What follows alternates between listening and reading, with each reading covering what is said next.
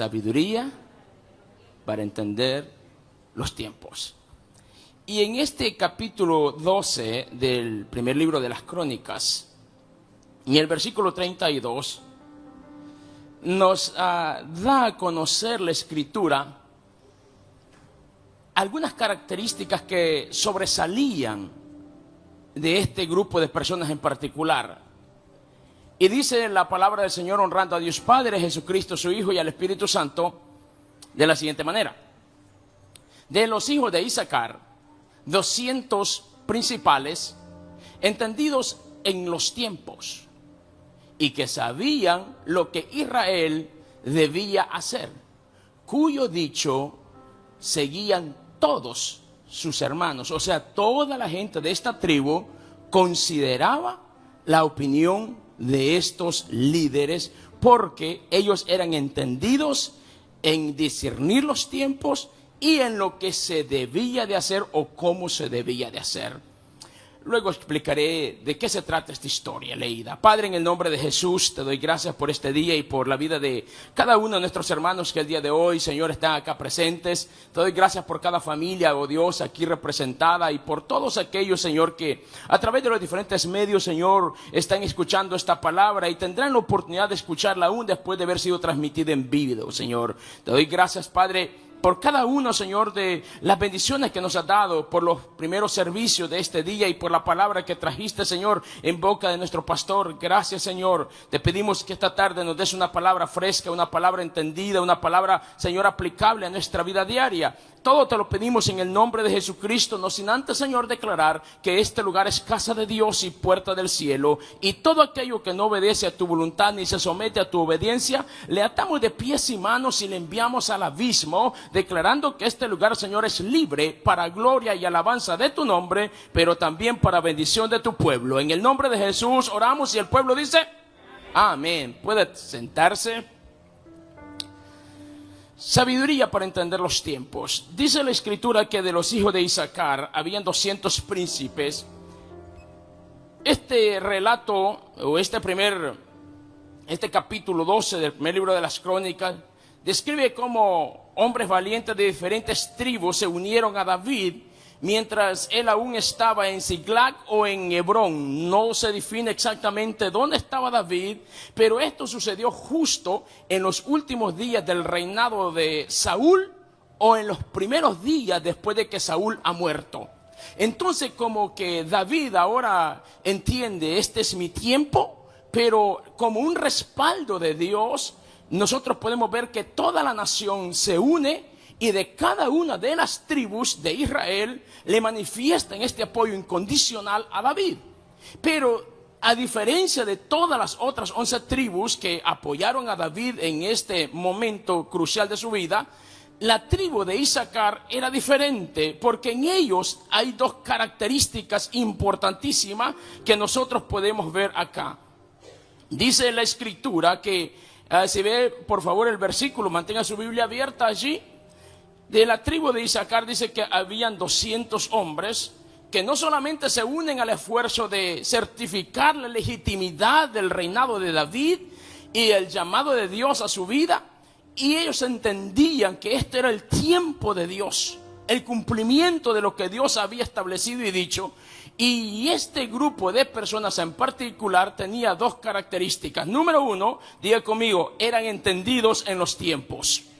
¿Dice así su Biblia? Léalo por favor. El versículo 32 describe que era el grupo de 200 líderes, pero dice que eran entendidos ¿en qué? En los tiempos. Esto puede definirse o interpretarse que eran personas muy sabios que discernían el tiempo profético, o es decir, en palabras simples, sabían interpretar las circunstancias que el pueblo estaba sucediendo. Y también la otra cualidad de ellos era que no solamente sabían lo que estaba pasando, sino también sabían qué tenía que hacerse. Son dos cosas muy diferentes. Una cosa es entender lo que está sucediendo y otra cosa es saber qué debo de hacer ante lo que está sucediendo.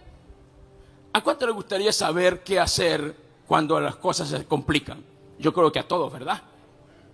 Ahora, pero también creo que a todos nos interesaría saber qué es lo que está sucediendo detrás de la cortina de humo. Porque hoy por hoy vivimos en una sociedad donde usted enciende la televisión y cualquier cosa se inventan para estar hablando allí, y la verdadera problemática está muy distante de lo que realmente nos están diciendo. Pero cuando la gente es entendida, cuando la gente sabe diferenciar entre lo bueno y lo malo, cuando la gente sabe discernir, difícilmente la van a engañar. La falta de conocimiento es peligroso, dicho sea de paso. En el libro de Isaías, por cierto, capítulo 5, no recuerdo el versículo con exactitud, pero dice la escritura que por falta de conocimiento el pueblo terminó aprisionado en prisiones. El profeta Oseas, en el capítulo 4, verso 6 en adelante, describe que la falta de conocimiento es tan peligrosa que destruye. Es que hay personas que no entienden que hay oportunidades que solo se dan una vez en la vida, y como no las aprovechan, destruyen una gran oportunidad que tuvieron. Terminan destruyendo la familia y tantas cosas, no solamente desde un punto de vista espiritual. La falta de conocimiento en todas las áreas termina destruyendo o termina aprisionando. Por eso, cuando nosotros leemos la historia de esta tribu en particular, las características que resaltaban dentro de este grupo de personas eran entendidos en todos los tiempos y también sabían lo que Israel tenía que hacer. Abra su Biblia, por favor, una vez más. Allí en este versículo, vea esto tan importante, porque estamos hablando de dos cosas. Dice que eran entendidos en los tiempos.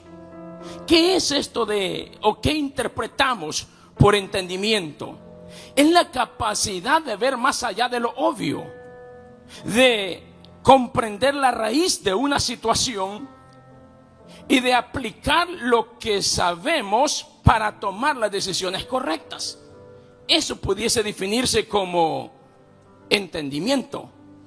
Pero ¿sabía usted que no es lo mismo entender que comprender? Ayúdame por favor con el capítulo 24 del libro de Lucas.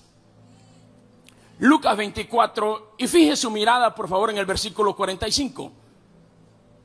Porque nosotros vemos que la escritura nos da a conocer dos cosas importantes: entendimiento y tiempos. Y mire lo que dice Jesús en el capítulo 24 del libro de Lucas, en su versículo 45. Este es el relato final después de que Jesús ha estado caminando con aquellos dos discípulos que se dirigen a Emaús. Y después de haber caminado y platicado durante casi todo el día, dice que fue en ese momento cuando sucede esto. Entonces, ¿qué pasó?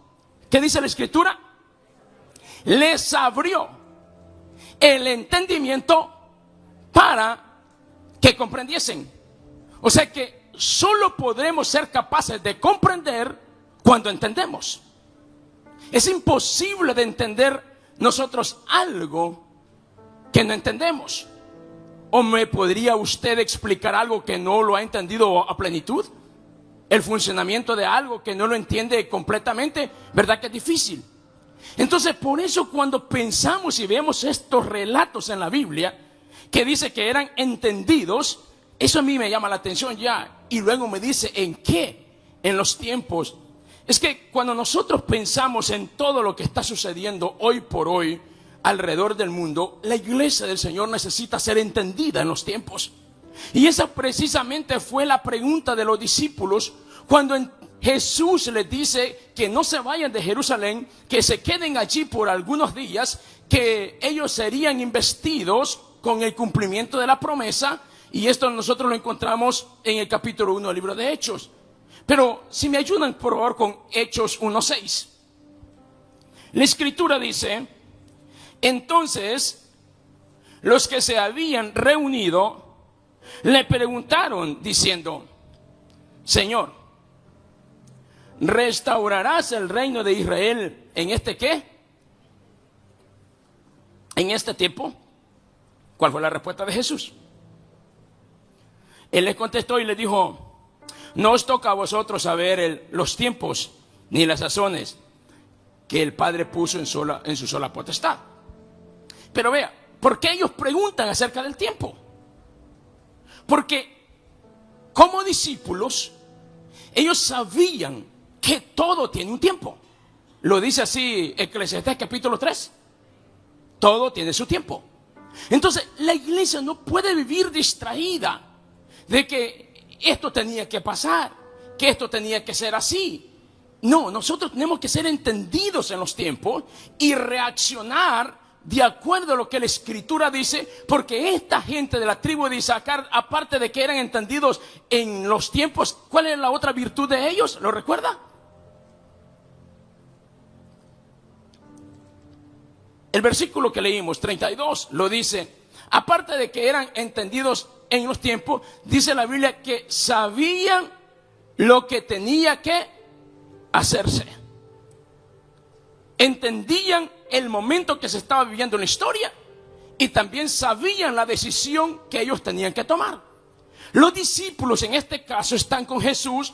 Jesús les dice: no se vayan de Jerusalén, quédense aquí, porque dentro de no muchos días ustedes experimentarán el cumplimiento de la promesa. El Espíritu Santo vendrá sobre ustedes, los llenará, los bautizará y les relata lo que va a suceder. Cuando ellos reciben esto de Jesús, lo primero que a ellos les inquieta es: ¿cuándo va a suceder esto? ¿En qué tiempo? ¿Qué momento? Y por eso es que dice: ¿en qué tiempo va a suceder esto? ¿Restaurarás el reino de Israel en este tiempo? Nosotros vamos a ver esto. Y el Señor le dice: no se preocupen por los tiempos.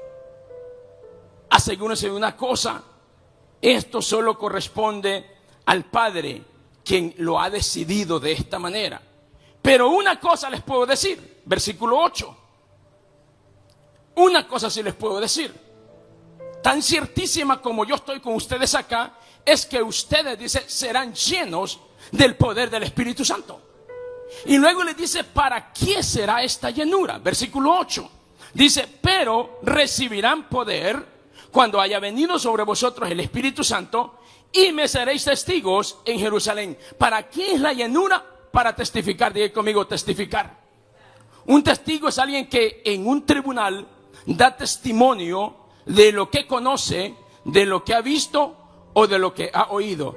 ¿Acaso no fue eso la respuesta de Pedro y Juan cuando han sido encarcelados en el capítulo 4 del libro de Hechos? Capítulo 3 y 4 usted encuentra la historia.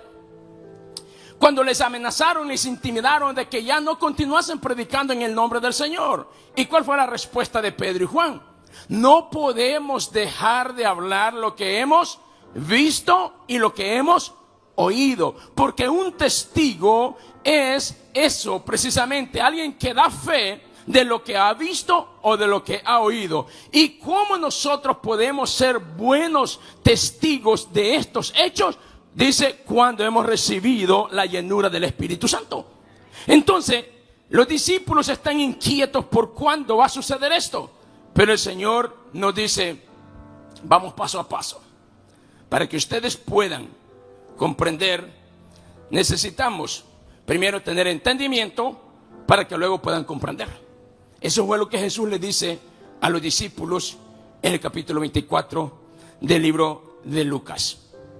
Ahora, en Hechos capítulo 2, nosotros vemos la Escritura que sucede algo maravilloso. Que mientras ellos están reunidos, dice la Escritura, que de pronto vino, versículo 1 del capítulo 2.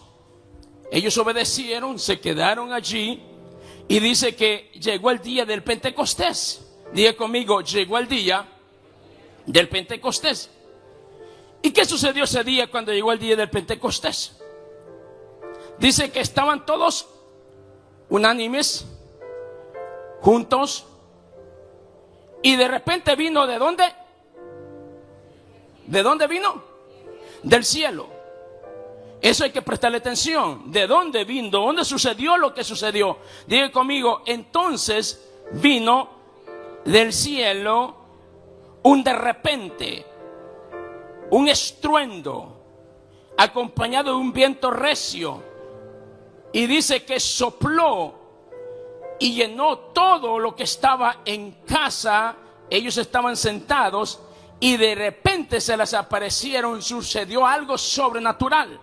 Cuando ellos están esperando, juntos, unánimes, obedeciendo lo que el Señor les había pedido, entonces sucedió algo milagroso. Un de repente de Dios. Diga conmigo, de repente de Dios. Pero ¿cuándo sucedió esto? Diga conmigo, el día del Pentecostés.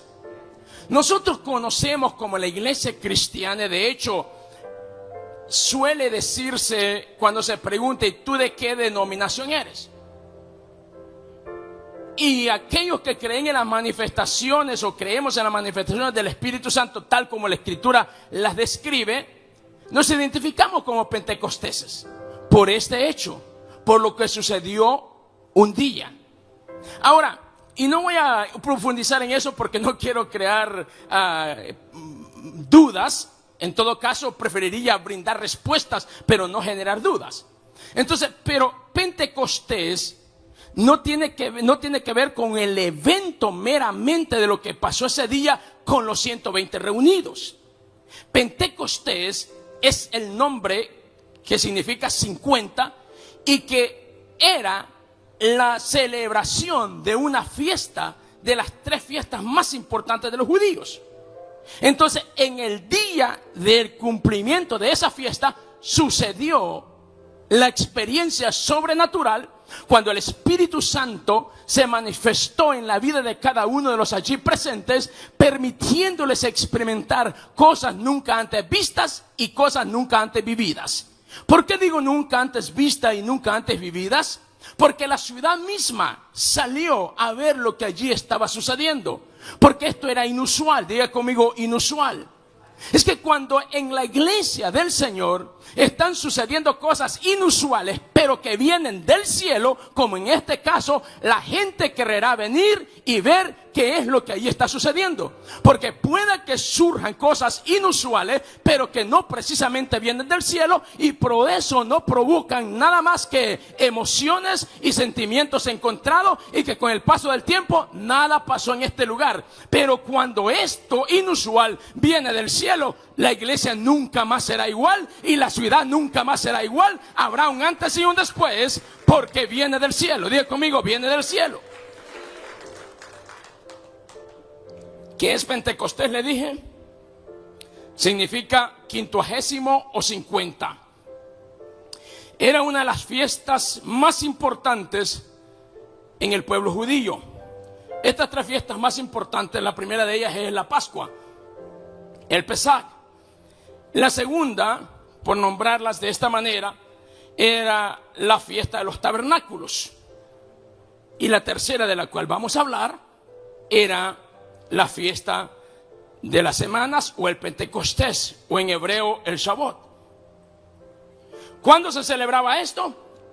50 días después de que ellos salieron de Egipto. ¿Cuándo salieron de Egipto? En la Pascua. ¿Cuándo es la Pascua? El día de la resurrección. 50 días después de la resurrección surge el cumplimiento de la promesa, donde el Espíritu Santo visitó de esta forma a estos creyentes.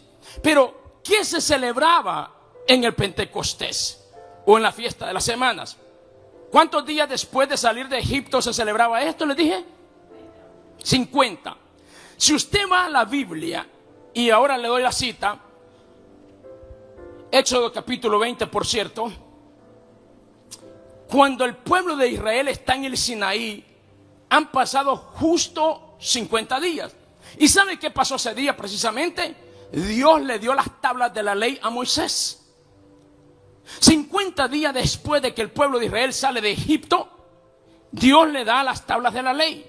50 días después de la resurrección, Dios permite la experiencia del Espíritu Santo visitando la iglesia y el nacimiento de la iglesia cristiana de una forma en su estructura global como ahora la conocemos. Surge el día del Pentecostés. Pero pregúnteme, ¿qué más celebraban los judíos el día del Pentecostés? Las primicias. 3 cosas importantes que los judíos celebraban esa fiesta del Pentecostés. Celebraban la libertad que habían salido de Egipto, celebraban las primicias y celebraban también las cosechas, o sea, las cosechas de los primeros frutos. Ahora, esto sucedió en el desierto. Ahora, el pueblo de Israel celebraba en esta semana cómo Dios los había libertado de la esclavitud de Egipto. Cómo después de 400 años de sufrimiento, por fin ahora son un pueblo libre. Ahora están agradecidos. Y en agradecimiento en el desierto, con escasez y lo poco que pudieron ver adquirido, le trajeron ofrendas de primicia al Señor. Y ese día 50 es cuando el Señor le revela también los mandamientos, las tablas de la ley a Moisés, que nosotros lo pudiésemos traducir como la palabra del Señor. Entonces, para la iglesia, y para los judíos, celebraban la liberación de Egipto, la entrega de la ley en el Sinaí y las primicias. Para los cristianos, la iglesia cristiana, esto significa algo similar. Significa la venida del Espíritu Santo ministrando a la iglesia de una forma nunca antes vista, porque el Señor les dijo en Juan capítulo 16, les conviene que yo me vaya, porque el Padre va a mandar otro consolador, el cual estará con vosotros. Y les dice algo más: el mundo no le conoce, pero está con ustedes y en ustedes. Entonces el Señor les está diciendo, viene un nuevo tiempo, un nuevo nacimiento. La iglesia naciente ahora ya no depende de que yo esté con ellos, porque el Espíritu Santo ahora los capacita, ahora los dirige, ahora los guía, ahora los empodera, ahora los hace ser fuertes cuando antes eran débiles. Ahora les revela las cosas que escucharon en el pasado, porque esa es la función del Espíritu Santo. Entonces el Espíritu Santo viene y se convierte en el guía, en la fortaleza de la iglesia naciente. Y le decía que esto sucedió ¿cuántos días? 50 días después de la resurrección de Cristo. Ahora, si me pudieran ayudar con 1 Corintios 5:7. En el libro de Levítico, nosotros encontramos las instrucciones de la celebración de cada una de las fiestas. Y para los que toman nota, en Levítico 23, verso 15, usted encontrará por qué son 50 días. Pero Pablo, hablando de esto, dice: limpiaos pues de la vieja levadura, para que seáis nueva masa, sin levadura, como sois. Porque nuestra Pascua, que es, ¿quién? Cristo, ya fue sacrificado por vosotros. Pablo está diciendo a la iglesia que el sacrificio de Cristo, este nuevo tiempo a través del cual ahora la iglesia puede vivir una vida en libertad y en victoria sin rudimentos. Es que, piense, hay cristianos que lamentablemente no se concentran tanto en cómo agradar a Dios, pero sí en cómo cumplir todos los reglamentos, normas y dogmas de una iglesia. Y se pierden bendiciones de Dios, porque están concentrados más en la apariencia, en la aprobación visual, y ignoran que Dios no solamente ve, sino que también pesa los corazones. Entonces, por eso Pablo dice: recuerden, hemos sido llamados a libertad.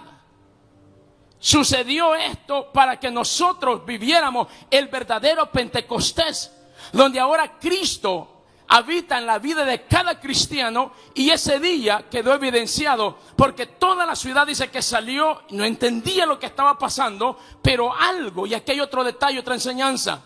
Hoy en día hay muchas cosas dentro del modernismo y dentro de la actualidad donde fácilmente se le da la etiqueta de que es algo cristiano y tiene que ser aprobado, tiene que ser visto como tal, y no voy a cuestionar, porque usted se vuelve un rebelde al cuestionar algo. Lamentablemente, esto es un error del modernismo que no es bíblico, por cierto. Estaba viendo no hace mucho tiempo atrás, un concierto cristiano que de título son cristianos, pero el desorden que pasa ahí, Dios mío, esas son cosas que... Y antes de seguir con eso, déjeme decir por qué, déjeme poner base por qué digo que es un desorden. Porque dice la Biblia, Hechos 2, que todos los que estaban en la casa fueron llenos y se le aparecieron lenguas como de fuego asentándose sobre cada uno de ellos, y fueron todos llenos del Espíritu Santo y comenzaron a hablar en otras lenguas según el Espíritu les daba que hablasen. Moraban en Jerusalén en aquel momento, dice la Biblia, judíos, varones piadosos y de todas las naciones bajo del cielo. Y dado este estruendo, se juntó una gran multitud y estaban confusos. Verso 6. Porque cada uno de ellos les oía hablar en su propia lengua. Y estaban allí. Y relata las naciones que estaban allí presentes, ¿verdad? Ellos estaban atónitos y maravillados diciendo, mirad, que no son estos galileos. Y todos los que están aquí, los que están hablando, ¿no son estos galileos? ¿Cómo pues les oímos nosotros hablar cada uno en nuestra propia lengua en la cual hemos nacido? O sea, en la lengua de su país de origen. Es lo que quiere decir. Y dice los países que estaban ahí: partos, medos, elamitas, y los que habían venido de Mesopotamia, y de Judea, y de Capadocia, y de Ponto, y en Asia, en Frigia, en Panfilia, y en Egipto, y las regiones de África, más allá de Cirene, y romanos, he aquí residentes judíos como prosélitos, creyentes y árabes. Verso 11. Y los oímos hablar en nuestras lenguas. ¿Y qué hacían? Cuando hablaban, ¿qué hacían? Verso 11. Dice, les oímos hablar en nuestras lenguas las maravillas de Dios. Allí no había un desorden. Allí lo que había era un convencimiento en quienes habían ido para ver qué estaba pasando. Lejos de salir confusos, salieron convencidos. Esto no puede ser lo que nos dijeron que era. Porque nosotros somos testigos. Les hemos oído hablar en nuestro propio idioma sin intérprete alguno. Y todo lo que aquí está pasando, dice, es que esta gente está glorificando a Dios. Es que lo que viene de Dios glorifica a Dios. Ahora voy con lo que dije que iba a decir. Pero lo que yo he visto son locuras, son ridiculeces, que no tienen nada que ver con lo que el Espíritu Santo hace. Porque estos se dan de golpe, tiran todo, quiebran todo. Y mientras la emoción está allí, son capaces de hacer cualquier cosa producto de ese estado anímico. Amado mío, la música, más que un lyrics, es un lenguaje que mueve a la persona a estar alegre o a estar deprimida. Por eso usted tiene que tener mucho cuidado qué clase de música está escuchando. Por eso cuando leemos al apóstol Pablo escribiendo a la iglesia de Éfeso, capítulo 5, verso 18 en adelante, la escritura dice que debemos de ser llenos del Espíritu Santo. Y dice cómo se comporta la gente que es llena del Espíritu Santo. Dice que habla entre sus hermanos con salmos y cánticos y himnos espirituales, no almáticos. Muchos de los cantos que ahora se cantan no tienen que ver con algo espiritual, pero sí con algo que estimula el alma, el sentimiento del ser humano. Pero lo que transforma es la bendita y poderosa palabra de Dios por la obra del Espíritu Santo que un día fue derramada en ese lugar llamado Pentecostés. Jesús, el Cordero Pascual, dice Pablo, se entregó. ¿Por qué la iglesia debe celebrar el Pentecostés? Número 3, ¿por qué la iglesia debe celebrar el Pentecostés? Porque es parte del cumplimiento del plan redentor. Diga conmigo, es parte del cumplimiento del plan redentor. ¿Cuántos días después de? 50 días después de la resurrección de Cristo. Y diga conmigo, la resurrección de Cristo. Y Cristo vino y murió ¿por quién? Por los pecados de la humanidad. ¿Cumplió su promesa que resucitará el tercer día? Claro que sí. Pero también, capítulo 16 en adelante del libro de Mateo, y más preciso en el capítulo 21 de Mateo, Él instruye a sus discípulos lo que va a pasar con Él. Pero que al tercer día le dice, no se los olvide, yo voy a resucitar. En efecto resucitó. Y se presentó a unos cuantos en diferentes lugares, pero les habló a todos y les dijo, váyanse. Ayúdenme por favor en el capítulo 28 del libro de Mateo. Vamos a ver algo acá. Mateo 28, versículo 16 en adelante. Vamos a ver algo interesante acá. Esto es después de que Jesús ha resucitado. Él le pide a sus discípulos algo interesante acá. Que vayan a un determinado lugar. Los 11 discípulos se fueron a Galilea, al monte donde Jesús, ¿qué había hecho Jesús con ellos? O sea que ya se había visto con ellos. Y les había pedido que fueran a este lugar. Estando allí, dice el siguiente versículo. Y cuando le vieron, se postraron y le adoraron. Pero algunos de ellos dudaban. Jesús se acercó y les habló y les dijo, toda potestad me es dada en el cielo y en la tierra. Por tanto, id y haced discípulos a todas las naciones, bautizándolos en el nombre del Padre, del Hijo y del Espíritu Santo. Primero les ordenó que fueran a esta colina. Estando allí, les ordena algo diferente. La comisión, a qué tendrían que dedicarse, en qué tenían que concentrarse, en ir y discipular, bautizando en el nombre del Padre, del Hijo y del Espíritu Santo. Y sigue diciendo, enseñándoles que guarden, ¿cuántas cosas? ¿Cuántas cosas? ¿Que yo qué más? Cuando yo pienso en eso, créame, tengo que ser sincero y abrir mi corazón. Cuando yo leo esos versículos así y llego a esa parte cuando dice enseñándoles que guarden todas las cosas que yo os he, entonces a mí me interesa saber cuántos mandamientos de Jesús hay en el Nuevo Testamento. Porque si queremos agradar al Señor, si no sabemos lo que Él ha instruido, lo que Él ha instituido, lo que Él ha ordenado, ¿cómo lo podemos agradar? Y dice que debemos de enseñar, ¿cuántas cosas? Todas. Por eso que la iglesia del Señor debe de trabajar en conocer más de cerca la verdad bíblica presentada a través de los diferentes escritores para beneficio de la iglesia. Porque si queremos agradar al Señor, tenemos que conocerlo y conocer cada uno de estos mandamientos. Entonces el Señor le dice, miren, váyanse, espérenme allí. Cuando llegó, le da esta instrucción. Por eso le decía que la iglesia del Señor debe celebrar el Pentecostés, porque es parte del cumplimiento de un plan redentor.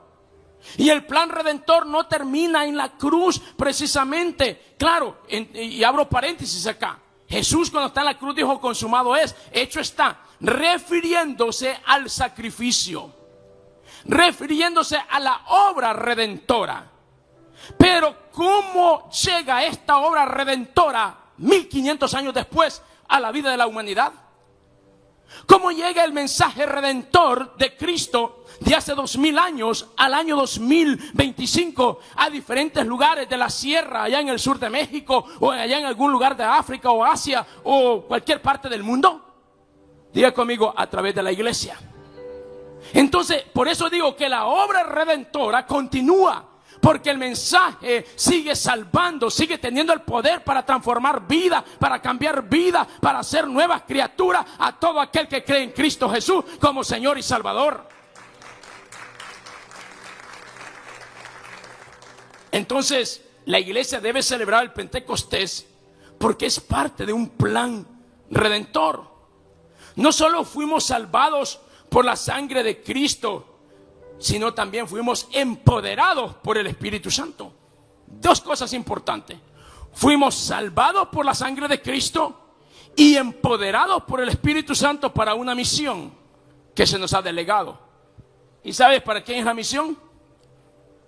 Diga conmigo, para todos. Para todos. Esto no solo es para unos pocos. La misión es para todos. Diga conmigo, para todos. Por eso tenemos que saber que la iglesia del Señor debe de celebrar el Pentecostés, porque es parte del plan redentor, porque fuimos salvados y empoderados para una misión, y también porque sin la obra del Espíritu Santo es imposible vivir una vida victoriosa. Lo repito, sin la obra del Espíritu Santo en nuestras vidas es imposible vivir una vida victoriosa. El Señor dice en este versículo, y de igual manera, el Espíritu Santo, se está refiriendo al Espíritu Santo, ¿qué hace? Nos ayuda. ¿Cuántos de ustedes o cuántos de los que estamos acá en dado momento de nuestra vida nos hemos sentido debilitados? Yo creo que todos. Y parte de la función del Espíritu Santo en la vida del cristiano es precisamente eso, ayudarnos.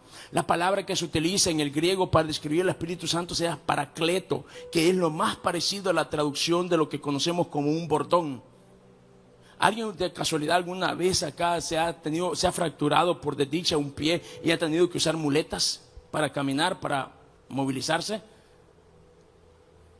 Los que han tenido esa experiencia saben lo difícil que es eso. Lo difícil, yo recuerdo cuando pasé por esa experiencia, a medio proceso, recuerdo que un día lloré, porque, Dios mío, me pasaron dos cosas ese mismo día.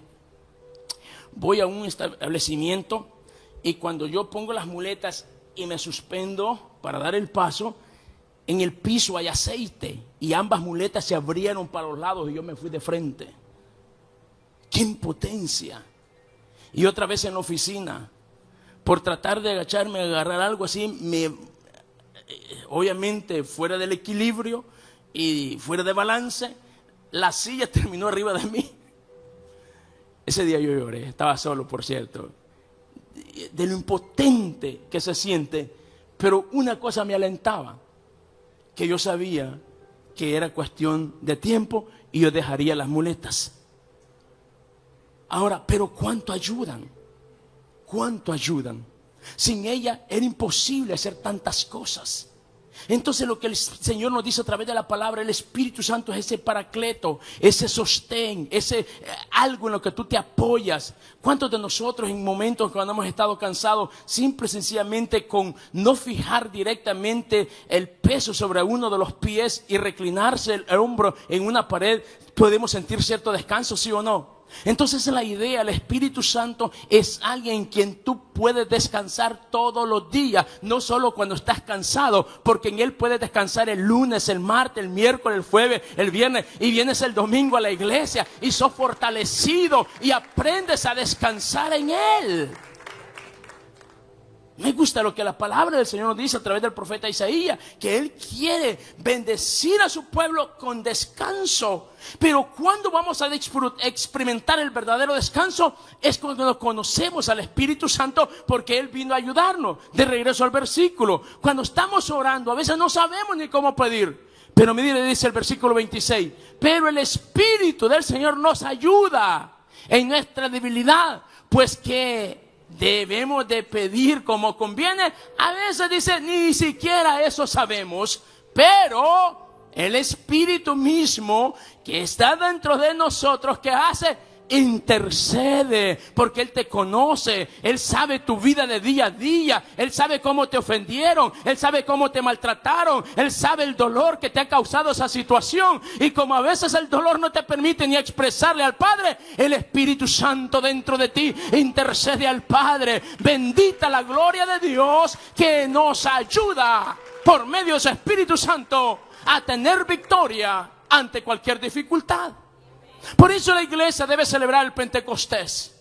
Porque celebramos que Cristo nos salvó, pero también celebramos que el Espíritu Santo, el delegado por Dios para continuar con la iglesia mientras Él viene por ella. Oh, amado mío, déjeme decirle que mientras el Espíritu Santo, que es Dios mismo, esté con la iglesia, usted es una iglesia victoriosa. Por eso el Señor le dice a Pedro: Pedro, te tengo que decir algo. Las puertas del infierno no van a detener a mi iglesia, porque mi iglesia es una iglesia bendecida, mi iglesia es una iglesia prosperada, mi iglesia es una iglesia victoriosa, porque yo estoy con ellos. Qué maravillosas promesas. Es imposible, le decía, vivir una vida victoriosa sin el Espíritu Santo. Nos ayuda, nos guía, nos fortalece, nos consuela, nos transforma, como dice la palabra.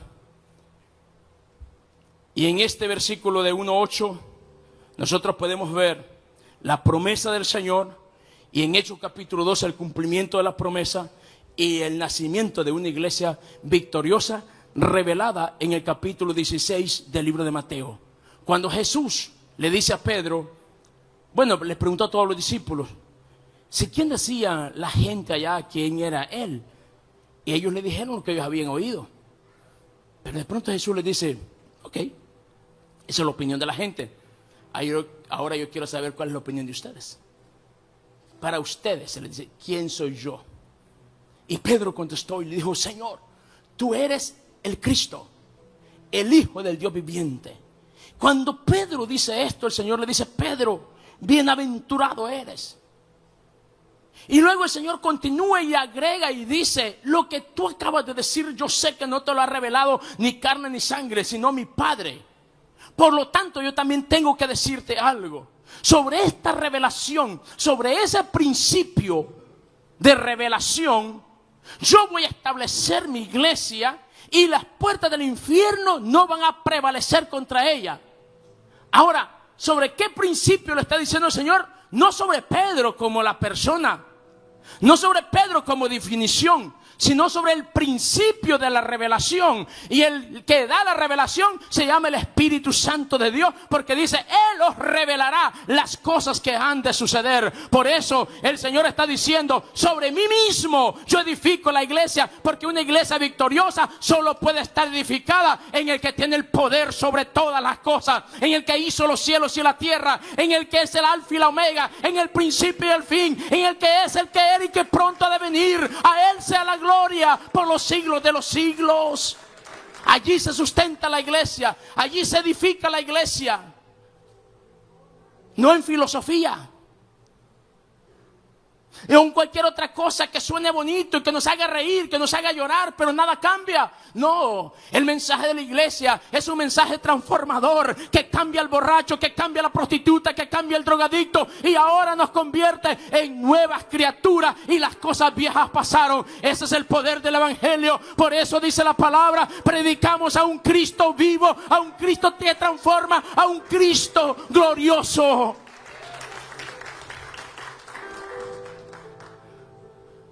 ¿Por qué más debemos de celebrar el Pentecostés? Diga conmigo, porque es un llamado. ¿Llamado a qué, pastor, dirá usted? Regresemos. Cuando llegó el día de Pentecostés, Hechos capítulo 2, versículo 1. ¿Estaban todos como estaban? Hechos capítulo 2, versículo 1. Cuando llegó el día del Pentecostés, estaban todos unánimes. ¿Por qué estaban todos unánimes? En los primeros versículo 4 de capítulo 1.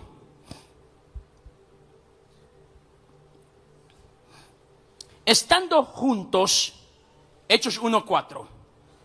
Estando juntos, les mandó que no se fueran de Jerusalén, sino que esperasen la promesa del Padre, que les dijo, oíste de mí. Y luego el versículo 5, 6 y 7 les dice, y el 8, de qué se trata la promesa. El versículo 4 nos dice que están juntos porque Él se los pidió. El versículo 2 el capítulo 1, perdón, capítulo 2, verso 1, nos dice que están juntos. ¿Por qué están juntos? Por obediencia. Digo conmigo, por obediencia. Entonces, ¿por qué nosotros debemos celebrar? Les dice que porque es un llamado. ¿Llamado a qué? Diga conmigo, a la unidad. Es lo que ellos están haciendo. A la iglesia que es unida, a la iglesia que es obediente, a esa iglesia Dios la visita con lo sobrenatural de Dios. Lo repito, a la iglesia obediente, a la iglesia que practica el principio de la unidad, a esa iglesia Dios la visita con lo sobrenatural del cielo. Y cosas extraordinarias van a pasar, porque se mantiene en el principio de la unidad. ¿En qué más se mantenía la iglesia primitiva? Le dije que era un llamado, ¿a qué le dije? Diga conmigo, a la unidad. Número 2, era un llamado a la búsqueda. Seguimos leyendo. Versículo 2 de Hechos 2.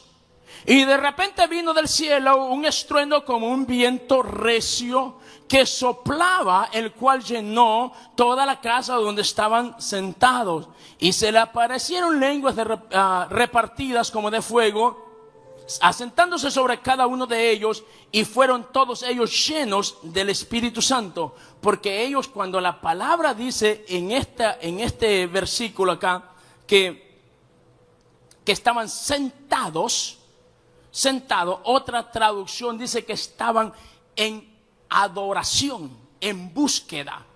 El estar sentado denota varias cosas dependiendo de qué estemos hablando. Por ejemplo, el Salmo 137 en particular, cuando dice que estaban sentados, no es una forma de estar sentado como usted está sentado. Estaban sentados, y cuando uno va y ve la palabra que se utiliza para hablar, que en español se traduce sentados, era con los pies cruzados en esta forma. Sentados, pero con los pies cruzados y con el torso inclinado hacia adelante. ¿Qué significaba esto? Una actitud de dolor, de humillación, porque ellos están en Babilonia y los babilonios les están pidiendo que canten algunos de los cantos que cantaban allá en Jerusalén. Y cuando ellos recordaban eso, les entristecían profundamente, porque ellos sabían que estaban en Babilonia por la desobediencia de ellos y de sus antepasados, y a ellos les dolía, y por eso se sentaban de esa forma. Pero la palabra sentados aquí en este caso no es sentados literalmente en el suelo, sino que con una actitud de adoración, porque ellos sabían que había una promesa. Y mientras la promesa viene, Abraham me enseña a mí en el capítulo 4 del libro de Romanos, del versículo 18 en adelante, que la promesa se espera adorando al que te la dio, bendiciendo al que te la dio. Y cuando tú adoras a Dios y esperando la promesa, prepárate, porque es cuestión de tiempo, y el de repente de Dios vendrá. El de repente de Dios vendrá. Y cuando el cielo sopla, mira lo que pasa. Capítulo 8 del libro de Génesis.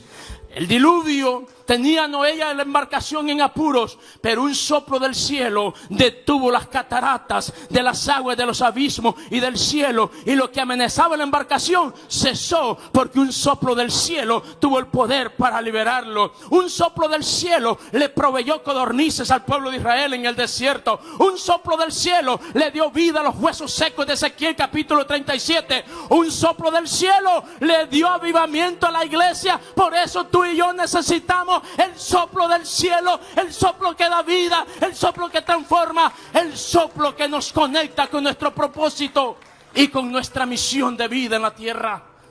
Tú y yo no estamos aquí por casualidad. Diga conmigo, tenemos una misión. Y la misión la leímos en el versículo 16 al 18. Es de ir y evangelizar, discipular a todos, enseñándoles que guarden ¿cuántas cosas? Todas. No lo que nos conviene, no lo que se ajusta a mi criterio, a mi manera de ser o entender. No, todo, y todo es todo. ¿Sabes por qué? Porque en la obediencia hay bendición. Entonces es un llamado, les dije, a la unidad, un llamado a la búsqueda, y diga conmigo, un llamado a la obediencia. Los discípulos estaban juntos, estaban obedeciendo, estaban orando, estaban obedeciendo. El Pentecostés para la iglesia despierta, o mejor dicho, establece una nueva era o un nuevo tiempo expectante, de expectativas. Los que estaban allí, ¿cuántos dice la Biblia que aproximadamente eran? ¿Cuánto? ¿100 qué? 120. ¿Alguien ha leído el capítulo 21 del libro de Juan? Porque cuando nosotros vemos las otras referencias bíblicas, no eran 120 solamente los discípulos que Jesús tenía. Eran alrededor de 500 discípulos. No gente que lo seguía, porque eso eran miles. Ahora, pero ese día, dicen los eruditos, los que conocen mucho de esto, que seguramente al inicio hubieron más de 120, pero en el día 1 muchos se fueron.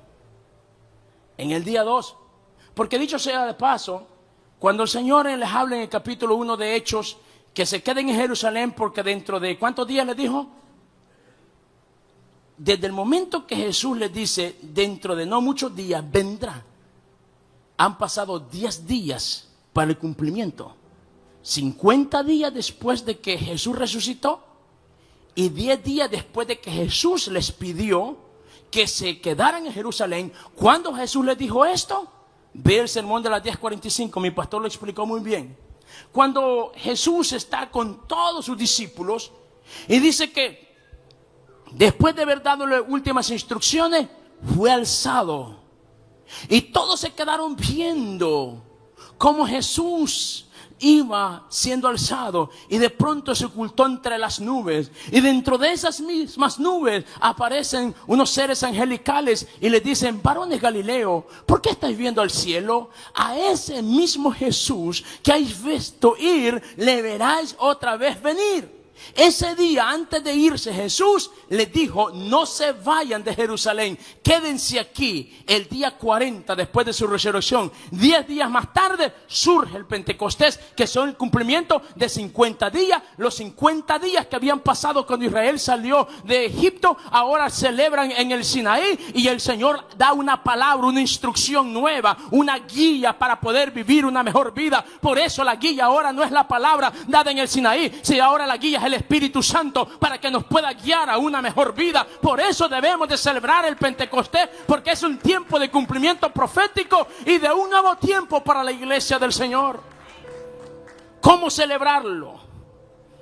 Termino con esto. ¿Cómo celebrarlo? Diga conmigo: con obediencia. Nada agrada más a Dios que la obediencia. Nada.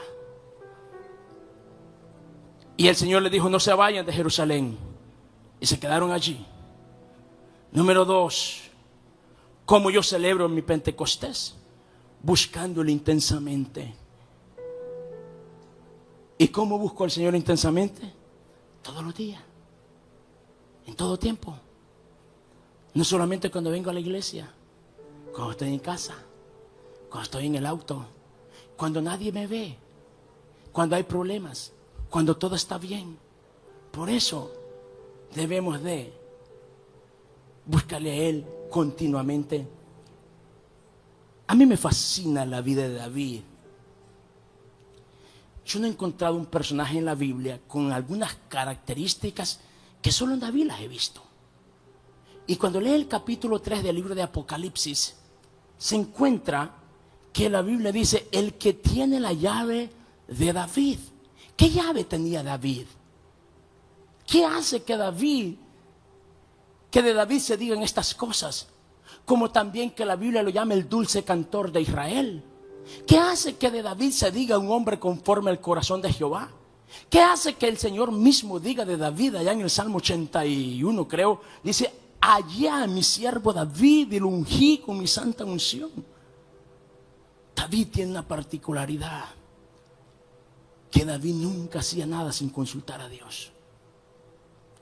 Casi todo lo que David hacía, amado mío, David consultaba al Señor para ver si si estaba bien con Dios.